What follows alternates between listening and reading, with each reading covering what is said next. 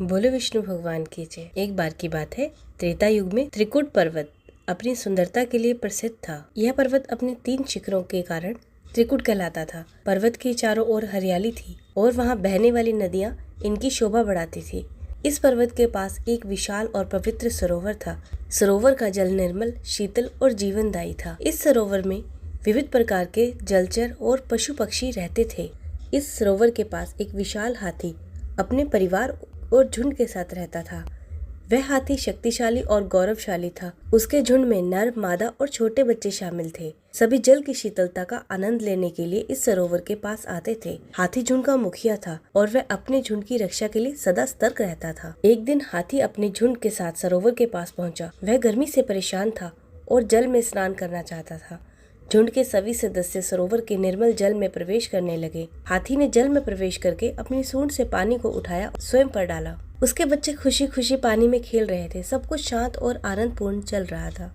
लेकिन इसी सरोवर में एक क्रूर मगरमच्छ भी रहता था। वह अत्यंत बलशाली और घातक शिकारी था। जैसे ही हाथी ने सरोवर के गहरे जल में प्रवेश किया, मगरमच्छ ने उस पर हमला कर दिया। उसने अचानक हाथी के पैर को अपने तेज दांतों से पकड़ लिया। मगरमच्छ का हमला अप्रत्याशित था और हाथी को इसकी उम्मीद नहीं थी। मगरमच्छ ने हाथी के पैर को जोर से पकड़ लिया और उसे जल में खींचने की कोशिश करने लगा। हाथी, जो अपनी शक्ति और सामर्थ्य पर गर्व करता था, पूरी ताकत और संघर्ष करने लगा। उसने अपने विशाल शरीर और बल से मगरमच्छ को परास्त करने का प्रयास किया। हाथी और मगरमच्छ के बीच यह संघर्ष दिनों तक चलता रहा। हाथी ने अपने झुंड से मदद की उम्मीद की, लेकिन उसके साथ ही हाथी भयभीत होकर दूर खड़े हो गए।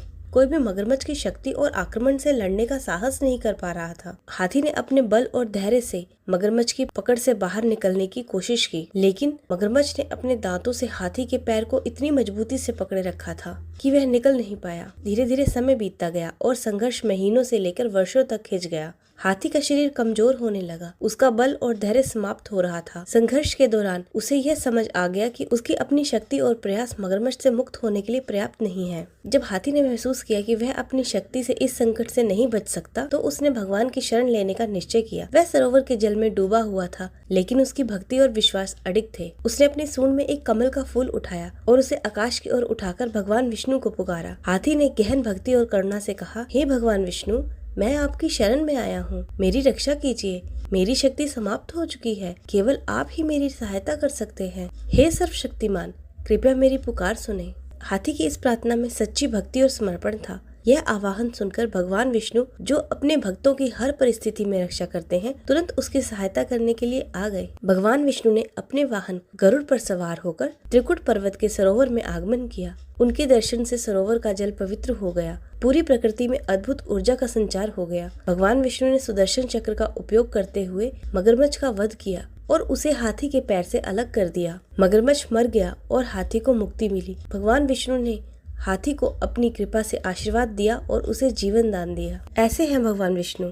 अगर कोई एक बार सच्चे हृदय से बुलाता है तो उसकी मदद जरूर करते हैं। यह कथा हमें ये सिखाती है कि जब हम अपनी सामर्थ्य से परे किसी कठिनाई में होते हैं तो हमें भगवान पर भरोसा रखना चाहिए। इस कथा ने हमें ये संदेश दिया कि सच्ची भक्ति के साथ की गई प्रार्थना कभी व्यर्थ नहीं जाती। जब भक्त अपनी शक्ति और अहंकार को छोड़कर पूरी श्रद्धा से भगवान को पुकारता है तो भगवान स्वयं उसकी सहायता करने के लिए प्रकट होते हैं।